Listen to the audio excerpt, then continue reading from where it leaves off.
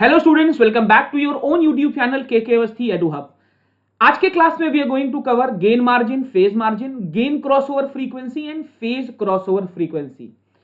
इस सीरीज में हम कंट्रोल सिस्टम इंजीनियरिंग में बोर्ड प्लॉट पढ़ रहे हैं। तो अगर इस सेमेस्टर में आप कंट्रोल सिस्टम इंजीनियरिंग का एग्जाम देने वाले हो और आपको किसी भी टॉपिक में प्रॉब्लम है या आपको कोई भी टॉपिक पढ़ना है तो you can follow the playlist and but before that subscribe the channel, right.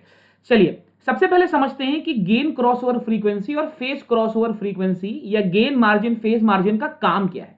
देखिए, अगर हमें टाइम डोमेन एनालिसिस में स्टेबिलिटी निकालनी होती थी तो what is the basic procedure. हम टाइम डोमेन एनालिसिस में ग्राफ चेक करते थे। मान लीजिए आपका ग्राफ ऐसा डैम्ड वाइब्रेशन आ रहा है, टाइम के साथ साथ आपका एम्पलीट्यूड जीरो की तरफ टेंड कर रहा है, इसका मतलब ये फंक्शन कन्वर्ज करेगा और किसी ना किसी पॉइंट पर आपकी वैल्यू टेंडिंग टू जीरो होगी और आपका सिस्टम स्टेबल होगा टाइम डोमेन एनालिसिस में। लेकिन अगर हम टाइम डोमेन एनालिसिस में अपने सिस्टम का ट्रांसफर फंक्शन प्लॉट कर रहे हैं और वो कुछ ऐसा आ रहा है कांस्टेंट, तो आपको मालूम है ये सिस्टम कभी भी स्टेबल नहीं हो सकता। मार्जिनली स्टेबल कुछ कंडीशंस में हो सकता है बट आप स्टेबिलिटी की बात नहीं कर सकते। बट द प्रॉब्लम इज ये तो हम टाइम डोमेन एनालिसिस में कर रहे थे। Bode plot, polar plot, Nyquist criteria, ये सब तो फ्रीक्वेंसी डोमेन एनालिसिस है। यहां पर हम स्टेबिलिटी कैसे डिसाइड करें? तो यहां पर फ्रीक्वेंसी डोमेन एनालिसिस में स्टेबिलिटी डिसाइड करने के लिए हम दो पैरामीटर्स यूज करते हैं, they are gain margin and phase margin. Time domain analysis में क्लियरली ये सिस्टम आपको स्टेबल बना के देगा। this represents a stable system and this represents a unstable system। अब फ्रीक्वेंसी डोमेन एनालिसिस में स्टेबिलिटी को पढ़ने के लिए let us start with gain margin and phase margin. सबसे पहले गेन मार्जिन की बात करते हैं। देखिए, नाम से ही पता चल रहा है गेन मार्जिन मतलब गेन का वो मार्जिन जहां तक सिस्टम स्टेबल रहेगा। आपको एक मार्जिनल वैल्यू, एक रेंज, एक डिसाइडेड वैल्यू मिल जाती है जहां तक आप अपना गेन इंक्रीज या डिक्रीज कर सकते हो। लेकिन इसके बियॉन्ड अगर आपने अपने सिस्टम का गेन इंक्रीज या डिक्रीज किया तो सिस्टम अनस्टेबल हो जाएगा। उसको हम गेन मार्जिन बोलते हैं सिंपल लैंग्वेज में। बट अगर आपसे डेफिनेशन पूछा जाता है, फॉर्मूला पूछा जाता है, तो आपको स्क्रीन पर दिखाई दे रहा है gain margin is the maximum gain increase और डिक्रीज। डीबी में हम मैक्सिमम कितना इंक्रीज या डिक्रीज कर सकते हैं ताकि सिस्टम की स्टेबिलिटी कॉम्प्रोमाइज ना हो। अब गेन मार्जिन एक फिक्स्ड फ्रीक्वेंसी पर ही कैलकुलेट किया जाता है और उस फ्रीक्वेंसी को बोलते हैं फेज क्रॉसओवर फ्रीक्वेंसी। मतलब फेज क्रॉसओवर फ्रीक्वेंसी पर कितना गेन एडमिसिबल है, दैट इज गेन मार्जिन। अब क्वेश्चन ये है कि हम गेन मार्जिन निकालें कैसे। तो गेन मार्जिन निकालने के लिए हम फेज क्रॉसओवर फ्रीक्वेंसी पर गेन निकालते हैं, बाद में उसी गेन का रेसिप्रोकल या इनवर्स कर देते हैं तो हमें गेन मार्जिन मिल जाता है। इस डेफिनेशन से एक प्रॉब्लम सामने आती है कि सर ये फेज क्रॉसओवर फ्रीक्वेंसी क्या है और हम ये फेज क्रॉसओवर फ्रीक्वेंसी कैसे निकालें। अगर फेज क्रॉसओवर फ्रीक्वेंसी निकाल ली तो गेन आ जाएगा, अगर गेन आ जाएगा तो गेन मार्जिन आ जाएगा। ठीक है, तो देखते हैं कि ये फेज क्रॉसओवर फ्रीक्वेंसी कैसे निकाली जा सकती है। देखिए, सबसे पहले आपको एक ट्रांसफर फंक्शन गिवन होगा टीएस, मान लेते हैं हम शुरू से यही लेके चल रहे हैं, टीएसएस जीएस इंटू एचएस। सबसे पहले आपको क्या करना है, टी ऑफ जे ओमेगा निकाल लेना है।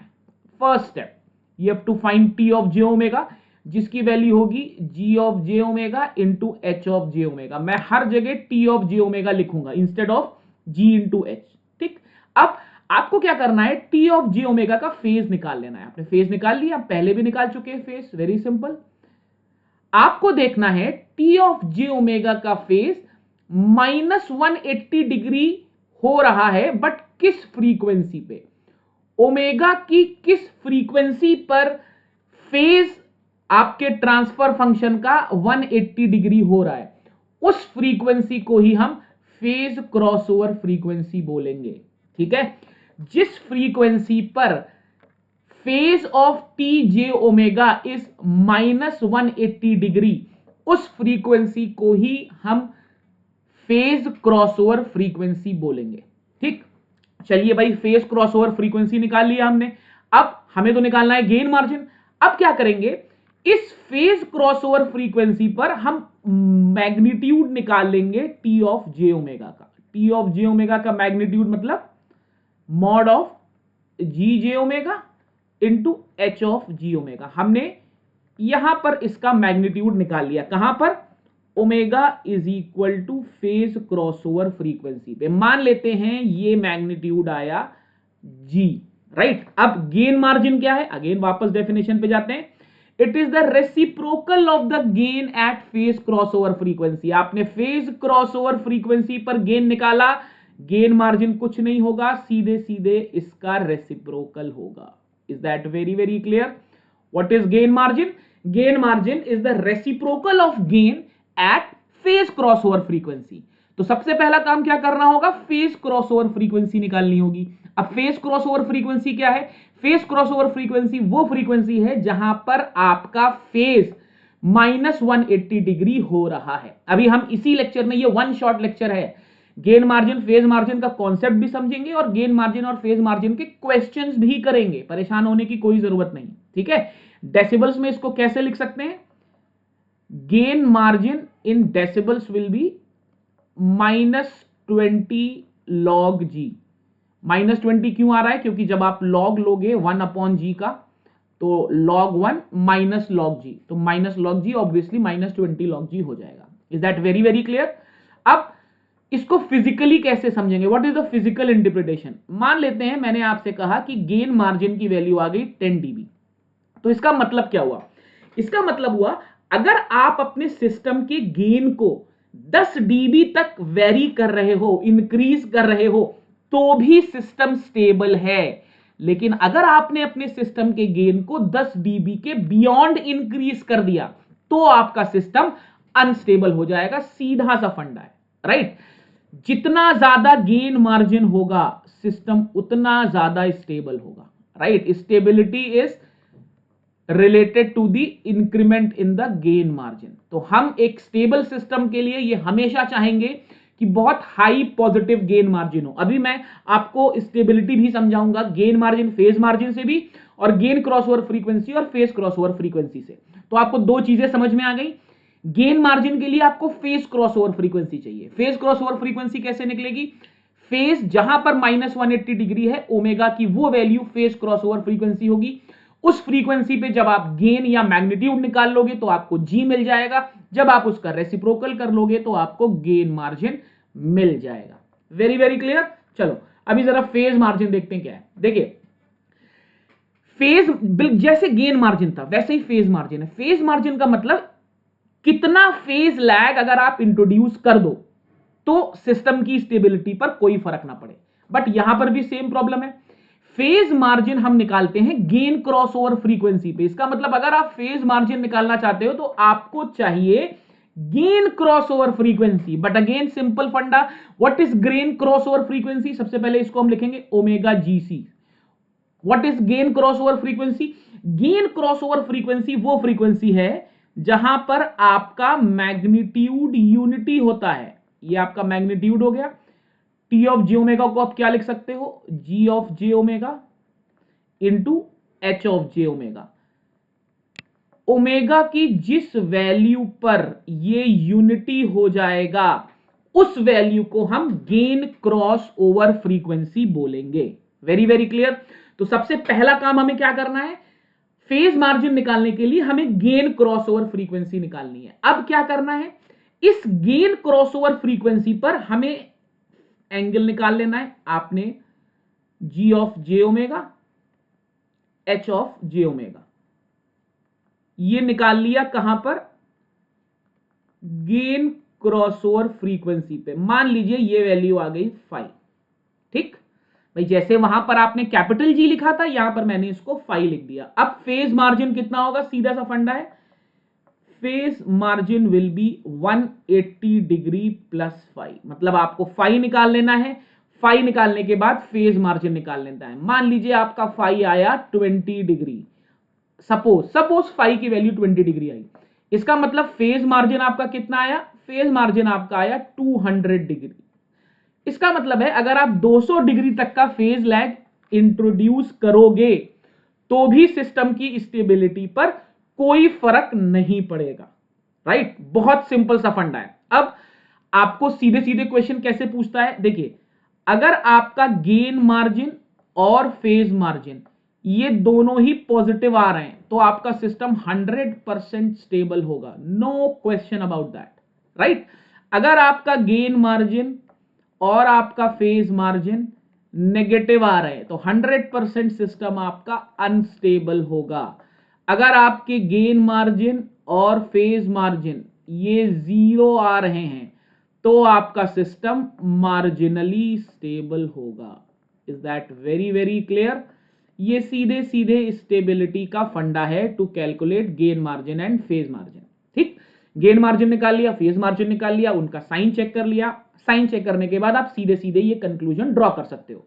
ये तो हुई कहानी, राइट। अब फिगर में आप कैसे आइडेंटिफाई करोगे कि गेन मार्जिन और फेज मार्जिन कैसे ऑपरेट कर रहे हैं? तो सबसे पहले एक प्लॉट देखते हैं। यहां पर मैंने मैग्नीट्यूड प्लॉट किया डीबी में, राइट। ये हो गई मेरी सेंट्रल फ्रीक्वेंसी रेफरेंस लाइन, जिसको मैंने बोल दिया ओमेगा। ठीक, ये आ गया मेरा magnitude plot. This is my magnitude plot. Face के लिए ये मैंने मान ली अपनी रेफरेंस लाइन। आपको मालूम है फेस के लिए आपकी रेफरेंस लाइन होती है 180 डिग्री की। इसमें आई गेस किसी को कोई प्रॉब्लम नहीं होनी चाहिए। और मैंने ये प्लॉट कर दिया फेज, मान लीजिए आपका फेज ऐसा आया। ठीक, अब सबसे पहली चीज, मैग्नीट्यूड प्लॉट में, मैग्नीट्यूड प्लॉट आपकी रेफरेंस लाइन को जिस जगह पर काटेगा वो पॉइंट होगा आपका गेन क्रॉस ओवर फ्रीक्वेंसी। अगर आपने बोर्ड प्लॉट बना लिया है तो बोर्ड प्लॉट से आप सीधे गेन और फेज क्रॉस ओवर फ्रीक्वेंसी निकाल सकते हो। मैग्नीट्यूड प्लॉट रेफरेंस लाइन को जहां पर काटेगा वो होगी आपकी gain cross over frequency omega GC. Phase plot आपका जहां पर 180 डिग्री वाली लाइन को काटेगा that will be your phase crossover frequency. Very simple, अगर आप सारे लेक्चर फॉलो करके आ रहे हो तो आपको कोई प्रॉब्लम नहीं होगी। This will be omega PC. ठीक, अब गेन मार्जिन और फेज मार्जिन कैसे निकाले, देखिए। अब मैं क्या करूंगा, फेज क्रॉस ओवर फ्रीक्वेंसी पर एक line खींचूंगा।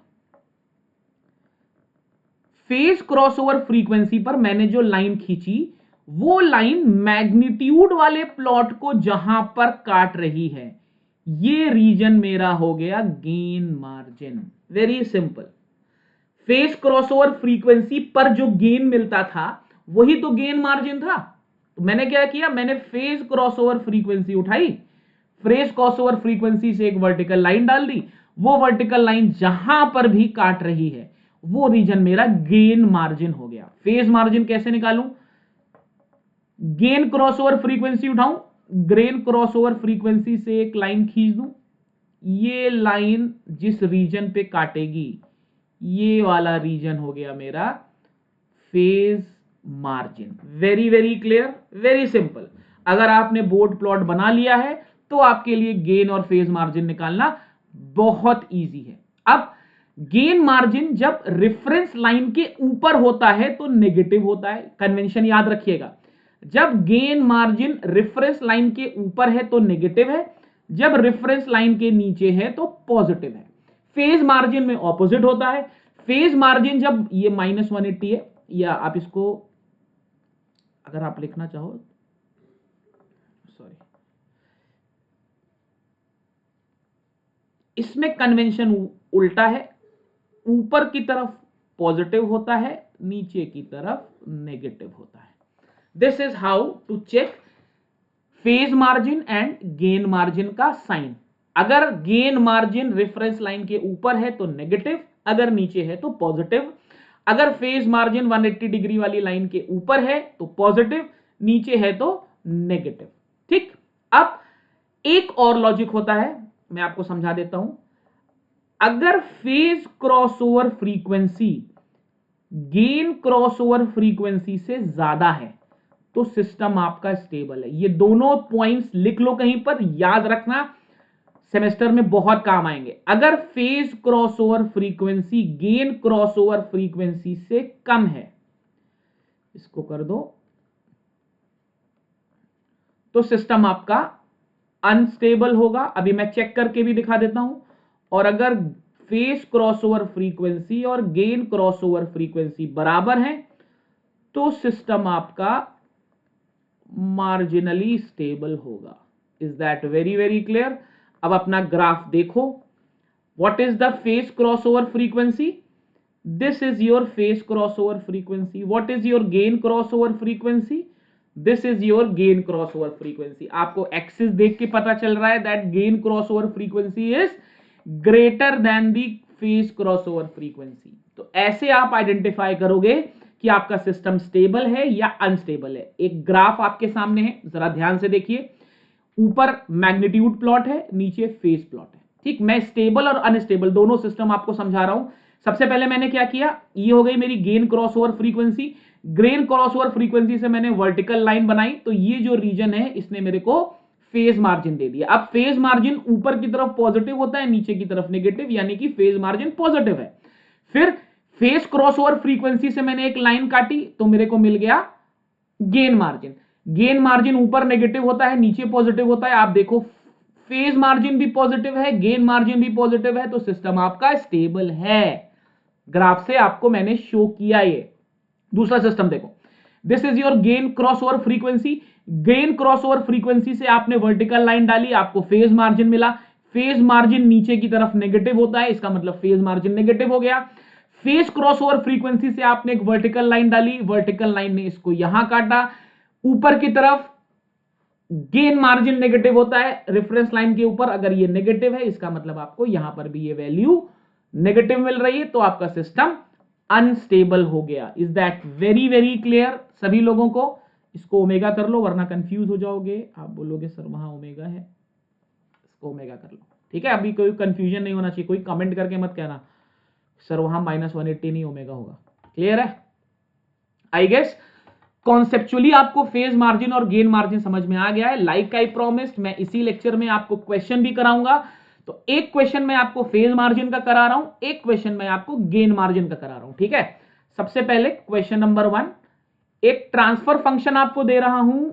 Transfer function is 1/s, s+1, s+2। ये ट्रांसफर फंक्शन है।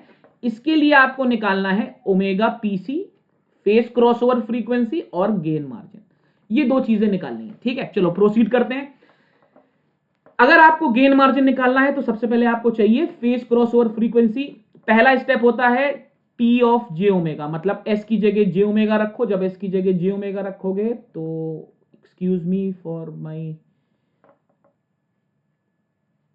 Writing, this is J omega, this is 1 plus j omega, this is 2 plus j omega। ठीक है, आपको फेज क्रॉसओवर फ्रीक्वेंसी निकालनी है।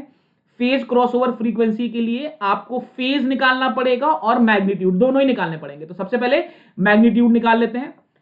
Mod of T J omega कितना आएगा? 1/√, ये आ जाएगा ओमेगा, ये आ जाएगा 1 प्लस ओमेगा स्क्वायर, ये आ जाएगा 4 plus omega square. I hope इसमें किसी को कोई प्रॉब्लम नहीं है। देखो कैसे किया है। जे ओमेगा को हम लिख सकते हैं 0 प्लस ओमेगा इंटू जे। जब इसका मैग्नीट्यूड निकालोगे तो 0 का स्क्वायर प्लस ओमेगा का स्क्वायर, ये आ जाएगा ओमेगा। बिल्कुल ऐसे ही मैंने बाकी चीजें भी लिखी हैं। दिस इज माई मैग्नीट्यूड, इसको कह दो मैग्नीट्यूड। ठीक है ना? अब मेरे को निकालना है फाई, फेज निकालना है। तो फेज कैसे निकालते हैं? Phi is equal to tan inverse imaginary part divided by real part. ठीक, तो आपको मालूम है जब कभी भी, अच्छा ये हम पहले भी कर चुके हैं, डिनोमिनेटर में जितने भी फेज आते हैं वो सब नेगेटिव होते जाते हैं। तो पहला फेज कितना आएगा? -tan इनवर्स, इमेजिनरी पार्ट इसका कितना है? ओमेगा, रियल पार्ट कितना है? 0। ठीक, minus tan inverse, imaginary part कितना है? ओमेगा, रियल पार्ट कितना है? 1, minus tan inverse, imaginary part कितना है ओमेगा, रियल पार्ट कितना है 2। आगे आपको पास फेस, इसको सॉल्व कर लीजिए। Anything upon 0 is infinity and tan inverse infinity is 90, तो फाई का वैल्यू कितना आ गया, फाई का वैल्यू आ गया -90 degree minus tan inverse omega minus tan inverse omega by 2। इसमें आई गेस कोई प्रॉब्लम नहीं है। अब मुझे क्या निकालना है, मुझे निकालना है phase crossover frequency. Phase crossover frequency क्या होती है, वापस से अपने डिस्कशन पे जाते हैं। How to find phase crossover frequency, ये you have to find phase crossover frequency. Phase crossover frequency के लिए आपको वो एंगल निकालना है जहां पर आपका फेज -180 डिग्री हो जाए। इसका मतलब है इस क्वेश्चन में at omega is equal to omega PC phi की वैल्यू -180 डिग्री होनी चाहिए। सब्स्टिट्यूट कर दो, यहां पर फाई की जगह डाल दो -180 डिग्री, यहां आ गया -90 डिग्री, ये हो गया minus tan inverse omega PC minus tan inverse omega PC by 2, right. -180 plus 90 is -90, यहां से माइनस कॉमन ले लो तो you will gate tan inverse omega PC plus tan inverse omega PC by 2 मिल जाएगा। नेगेटिव से negative cancel, आपको मालूम है tan inverse x, अगर नहीं मालूम है तो नोट कर लो, plus tan inverse y is tan inverse x plus y divided by 1 minus x y. This is the formula. तो ये फॉर्मूला यहां अप्लाई करते हैं, you will get 90 is equal to tan inverse x की जगह है omega PC plus omega PC by 2, denominator में 1 minus omega PC का स्क्वायर बाई 2 आ जाएगा। tan इनवर्स इधर चला जाएगा, tan 90 बन जाएगा, tan 90 is infinity, infinity is 1/0, 1/0 is tan inverse, ये वाला टर्म जो आया है, सॉरी 1/0 इज tan इनवर्स तो उधर चला गया ना, this is omega PC plus omega PC by 2 divided by 1 minus omega PC square by 2, cross multiply कर दो, you will get 1 minus omega PC square by 2 is equal to 0। This will give you omega PC is equal to √2। आपको phase crossover frequency मिल गई। आपको करना क्या था, आपको निकालना था फेज क्रॉसओवर फ्रीक्वेंसी, पहला पार्ट आपने कर लिया। अब आपको निकालना है गेन मार्जिन। तो गेन मार्जिन निकालने के लिए क्या करते हैं, वापस जाते हैं, देखते हैं प्रोसीजर क्या है। गेन मार्जिन निकालने के लिए आपको मैग्नीट्यूड निकालना है एट गेन क्रॉसओवर फ्रीक्वेंसी। तो मैग्नीट्यूड आपका कितना था बेटा, अपने क्वेश्चन में आओ, मैग्नीट्यूड आपने निकाल रखा है इतना, दिस इज योर मैग्नीट्यूड। तो योर मैग्नीट्यूड इज 1/ओमेगा √1 plus omega square √4 plus omega square. आपको ये मैग्नीट्यूड कहां पर निकालना है, आपको ये मैग्नीट्यूड निकालना है at omega is equal to √2। तो ये आ जाएगा 1/√2, ये आ जाएगा 1 + 3, ये आ जाएगा 4 + 2, ये आ जाएगा 1/√36, ये आ जाएगा 1/6। ये आपने निकाल लिया जी की वैल्यू। गेन मार्जिन कितना होता है, gain margin is 1/G, so gain margin will be 6। अगर डेसिबल्स में निकालना चाहते हो तो gain margin is dB is equal to 20 log 6, negative का, समझ गए, नॉट नेगेटिव सॉरी पॉजिटिव आ रहा है ना, 20 log 6। इसका मतलब इसको सॉल्व करोगे, this is approximately 15.56 dB। So this is how you find gain margin and phase crossover frequency. अगर समझ में आया है तो फटाफट से वीडियो को लाइक कर दो, चैनल को सब्सक्राइब कर दो। अब इस क्वेश्चन पे मैंने आपको गेन मार्जिन और फेज क्रॉसओवर फ्रीक्वेंसी निकालना बताया। एक क्वेश्चन और करते हैं जिसमें हम गेन क्रॉसओवर फ्रीक्वेंसी और फेज मार्जिन निकाल लेते हैं, तो हमारे दोनों टाइप के क्वेश्चन भी हो जाएंगे और आपका कॉन्सेप्ट भी क्लियर हो जाएगा। चलिए क्वेश्चन नंबर 2 करते हैं। एक कोई ट्रांसफर फंक्शन ले लेते हैं, आर्बिट्री आप कोई भी ले सकते हो। ट्रांसफर फंक्शन आप ले लो 10 डिवाइडेड बाई एस प्लस 10, ये आपका ट्रांसफर फंक्शन है। इसके लिए आपको गेन क्रॉसओवर फ्रीक्वेंसी निकालनी है और फेज मार्जिन निकालना है, ये दो चीजें आपको निकालनी है। ठीक, सबसे पहले क्या करना होता है, सबसे पहले हमें टी ऑफ जे ओमेगा निकालना है। तो टी ऑफ जे ओमेगा आ गया 10 divided by J omega into J omega plus 10, right. Next हमें क्या करना है, हमें निकालना है गेन क्रॉसओवर फ्रीक्वेंसी। तो गेन क्रॉसओवर फ्रीक्वेंसी वो फ्रीक्वेंसी है जहां पर मैग्नीट्यूड यूनिटी होगा। तो सबसे पहले इसका मैग्नीट्यूड निकाल लीजिए। टी ऑफ जे ओमेगा कितना आ जाएगा, 10 का आ जाएगा अंडर रूट 10 का स्क्वायर 10, नीचे आ जाएगा ओमेगा, नीचे आ जाएगा 100 प्लस ओमेगा स्क्वायर। ठीक, मुझे इसको यूनिटी करना है। अगर मुझे यूनिटी करना है तो अब इसकी तरफ स्क्वायर कर दो, तो you will get 100 is equal to omega square into 100 plus omega square. Quadratic equation आ जाएगी omega 4 plus 100 omega square minus 100 is equal to 0। Omega square को टी पुट कर दो।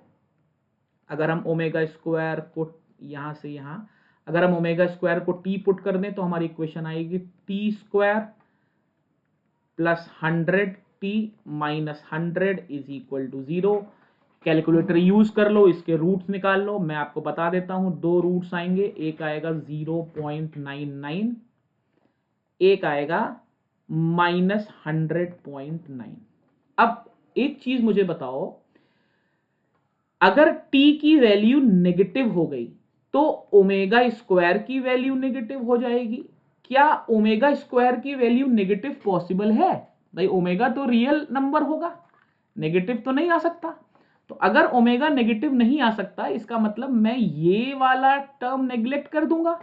अगर मैं ये वाला टर्म नेग्लेक्ट कर दूंगा, इसका मतलब omega square T is equal to omega square, ये मुझे 0.99 लेना पड़ेगा। 0.99 को 1 से अप्रोक्सीमेट कर लो तो ओमेगा की वैल्यू 1 रेडियन पर सेकेंड आ जाएगी। आप समझ गए क्या किया मैंने? भाई ओमेगा इमेजिनरी नहीं हो सकता, under root -1 is imaginary. Okay, क्या ये आपको गेन क्रॉसओवर फ्रीक्वेंसी मिल गई? Now you have the gain crossover frequency, omega GC is 1। ठीक, आपको क्या निकालना है? आपको निकालना है फेज मार्जिन। इसका मतलब आपको इसका फेज निकालना है कितनी वैल्यू पर? Omega is equal to omega GC पर। तो सबसे पहले इसका फेज निकाल लीजिए। What will be T of J omega का फेज? अगेन सेम प्रोसेस, यहां पर ओमेगा है, सॉरी यहां पर जे ओमेगा है, मतलब एक्सक्यूज मी -90 डिग्री माइनस यहां पर tan इनवर्स ओमेगा बाई 10। अब आपको क्या करना है? आपको omega is equal to omega GC put कर देना है, जिसकी वैल्यू 1 है। तो आपकी वैल्यू आ जाएगी -90 degree minus tan inverse 0.1। Calculator use कर लेना, tan इनवर्स 0.1 आता है 5.710 अप्रॉक्स। तो ये आ जाएगा -95.71 डिग्री। ये आपको 5 मिला है, अभी फेज मार्जिन नहीं मिला। फेज मार्जिन कैसे मिलेगा? फेज मार्जिन मिलेगा 180 डिग्री प्लस 5।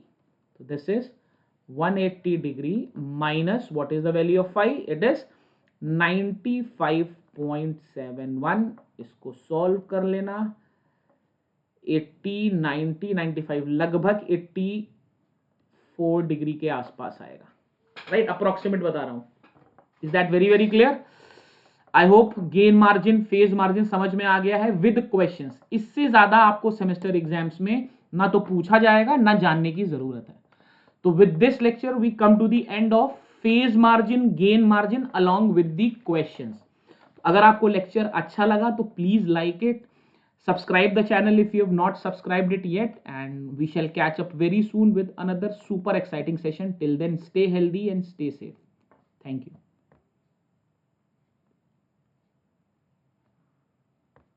you.